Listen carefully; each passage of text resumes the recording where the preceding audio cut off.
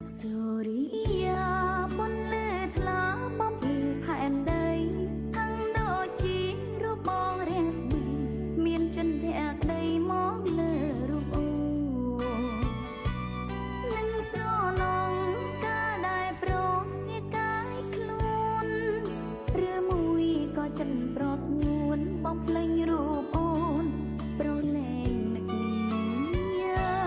មិនមែនទេប្រុងមិនដែលបាយស្នេហ៍ពីស្រីនៅស្រណងមិនអងអាឡ័យនៅស្មងភាំងក្តីតែស្រីរដ្ឋាគឺមិនពិតដូចវមិត្តអូនវាចាបងពិតជាស្មងចិន្តាមិនភ្លេចស្នេហាយើងទេ